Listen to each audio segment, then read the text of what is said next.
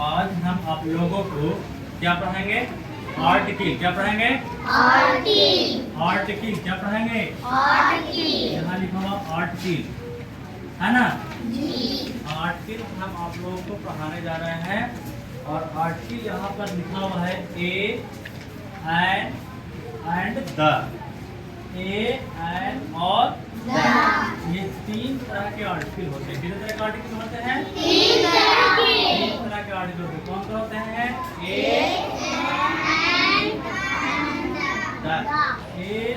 And the. ठीक है, तो यहाँ आपको बुक है, ठीक ना, तो आपके जो बुक में लिखा उसी के अनुसार आपको पढ़ना, ठीक ना। तो लिखा हुआ है there are 26 letter in English alphabet. English alphabet समझते हैं ना? अंग्रेजी वर्णमाला।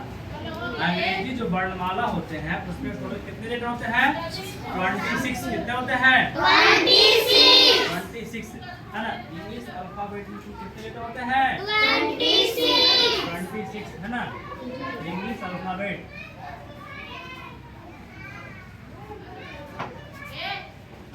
में कितने लेटर?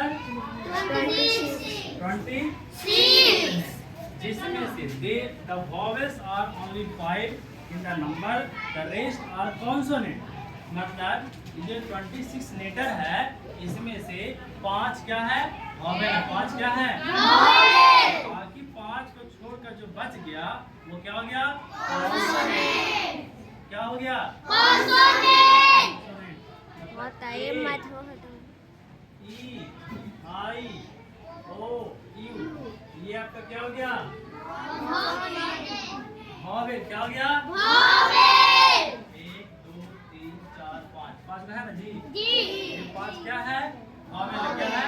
और बाकी क्या होगा? कॉन्सोनेंट। क्या हो गया? कॉन्सोनेंट हो गया। तो देखिए इसमें से लिखा हुआ है the consonants are P C D F G H K L M N P Q R S T V W X Y Z। ये जो भी हम लेटर्स पढ़े हैं ये सब क्या है? कॉन्सोनेंट। क्या है? कॉन्सोनेंट। और वॉवेल तो बता ही दिए, ए ई आई ओ यू है ना। वॉवेल हो गया है कि नहीं? वॉवेल हो गया और कॉन्सोनेंट आपको बता ही दिए। तो इसमें लिखा हुआ है a and the are called articles। A और क्या है? एंड। ये क्या है?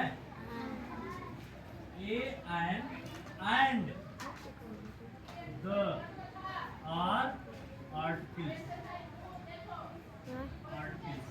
मतलब ए एंड और द, ये दिख रहा है ना?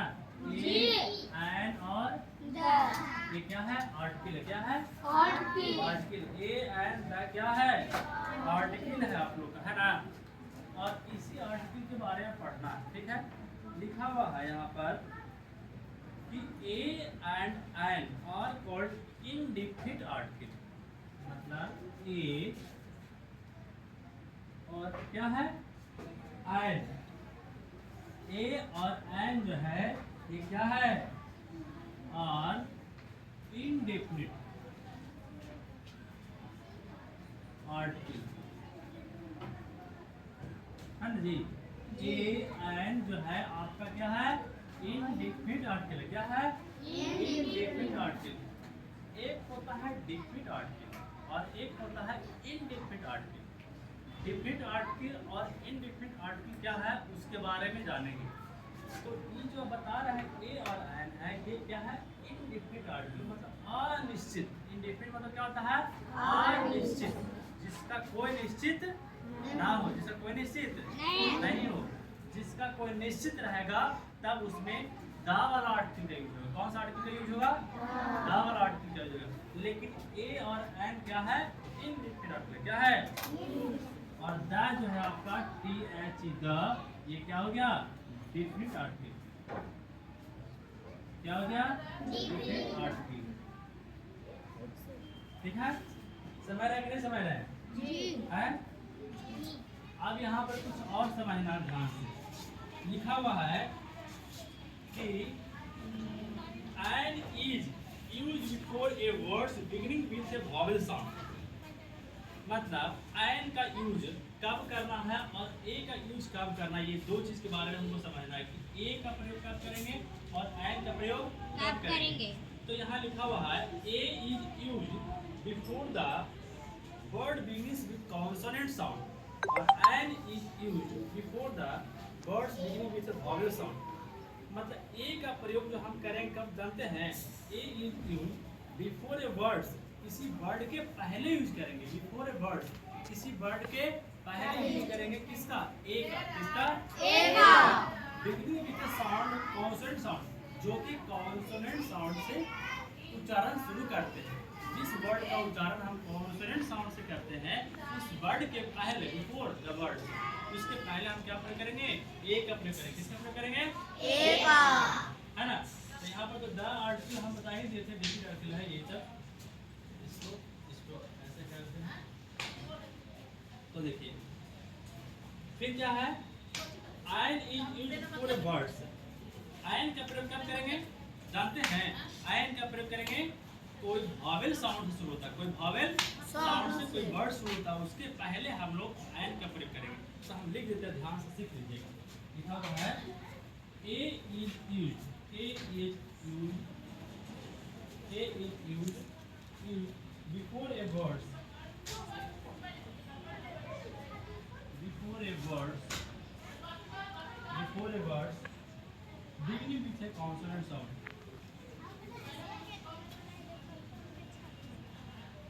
beginning with a consonant sound,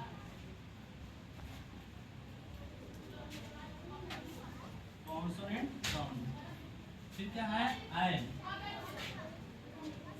ion is used, ion is used before, before a word, before a word beginning with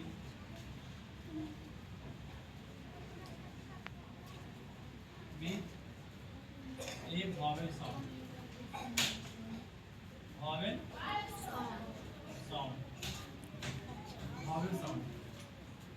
फिर क्या है, द के बारे में, the is used, the is used when we speak,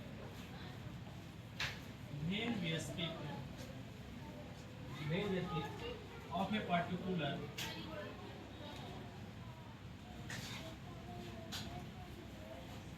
of a particular person or thing, person or thing। देखिए हम तीनों के यहाँ लिखा दिए। ए का प्रयोग कब करना है, कॉन्सोनेंट साउंड के पहले, बिफोर मतलब पहले, बिफोर मतलब पहले, कॉन्सोनेंट के पहले हम प्रयोग करेंगे। जिस भी वर्ड का उच्चारण हम कॉन्सोनेंट वर्ड्स जो आ रहा उच्चारण में उसके पहले हम ए का यूज करेंगे। फिर वॉवेल साउंड से जो उच्चारण हम करेंगे उसके पहले एन का प्रयोग करेंगे। लेकिन द का प्रयोग कब करेंगे, द का प्रयोग करेंगे किसी भी पार्टिकुलर मतलब किसी खास व्यक्ति, किसी खास व्यक्ति, किसी खास वस्तु, पार्टिकुलर मतलब होता है किसी खास, है ना, खास व्यक्ति और वस्तु के पहले हम जो है द का प्रयोग करेंगे। समझ गए कि नहीं समझ गए। एंड अब हम बताते हैं use of A, use of A हम यूज कैसे करेंगे, ए का यूज कैसे करेंगे, use of A, use of A. तो जैसे हम यहाँ लिखते हैं डॉक्टर, क्या लिखते हैं, डॉक्टर। फिर हम लिख लेते हैं आपका गर्ल, क्या लिखते हैं, गर्ल। फिर लिखते हैं टीचर, फिर लिख लेते हैं जैसे टेम्पल, ये देखो टेम्पल, इसके पहले खाली स्थान लगा दिए, ठीक है ना। तो देखो ये डॉक्टर के पहला अक्षर क्या है, डी है, जो कि कॉन्सोनेंट है। क्या है, कॉन्सोनेंट। इसको जब बोलते हैं ना तो कॉन्सोनेंट आता है बोलने में, है ना जी, जी। गर्ल के पहले जी आ रहा है तो ये कॉन्सोनेंट है, टीचर के पहले टी आ रहा है ये कॉन्सोनेंट है, टेम्पल के पहले टी आ रहा है, क्या है, कॉन्सोनेंट है। तो ये जो जितना दिख रहा है ना ये सब क्या है, कॉन्सोनेंट वर्ड्स है, ठीक है। कॉन्सोनेंट साउंड से ये बोल रहे हैं। तो इसके पहले हम क्या प्रयोग करेंगे, ए, क्या प्रयोग करेंगे, ए का प्रयोग करेंगे। अब हम लिखेंगे use of usages of an, usages of an. An के बारे में क्या कहते थे कि जो वॉवेल साउंड से होता है, जब वॉवेल साउंड से शुरू होता है। तो एग्जांपल बहुत आसान है, जैसे हम लेते हैं क्या apple, A double P apple, फिर ले रहे हैं आपका क्या करके umbrella, U M B R E double L A umbrella जी।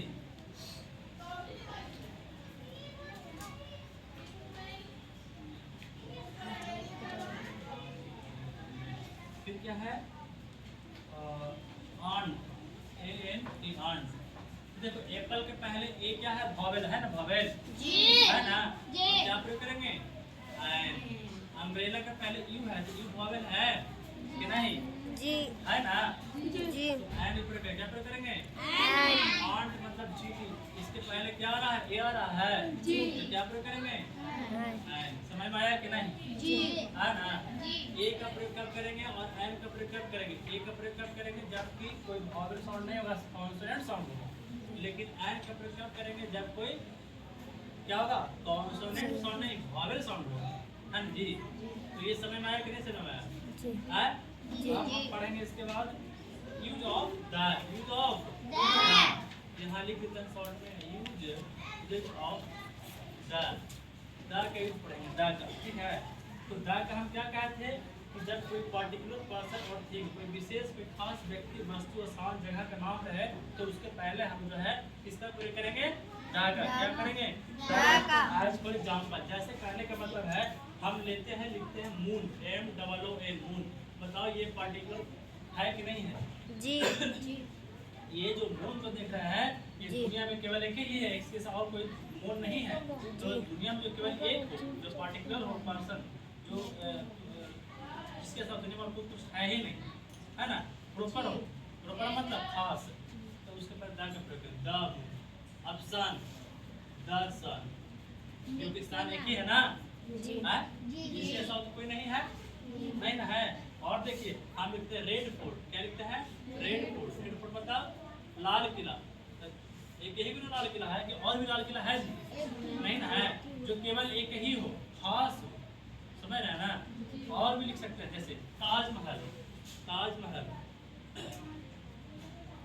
ताजमहल, तो यहाँ क्या लिखेंगे द ताजमहल, क्योंकि ताजमहल एक ही है, इसके अलावा तो कोई है नहीं है। और भी जैसे कोई किसी नदी का नाम लिखो गंगा, गंगा, तो गंगा के पहले क्या लगेगा द, क्योंकि गंगा नदी एक ही है, दो को थोड़ी ना है ना जी, है ना जो है। यमुना लिखेंगे यमुना, यमुना, तो यमुना नदी एक ही है इसीलिए इसके पहले द लगेगा। मतलब कोई खास वस्तु या किसी खास जगह किसी खास व्यक्ति हो तो उसके पहले हम द का प्रयोग करेंगे। किसका प्रयोग करेंगे समझ में आया कि नहीं समझ में आया। तो अब आप लोगों को भरना है, आप लोगों को एक क्वेश्चन आंसर बनाना है, तो आपको बनाने के लिए क्या है बनाइए।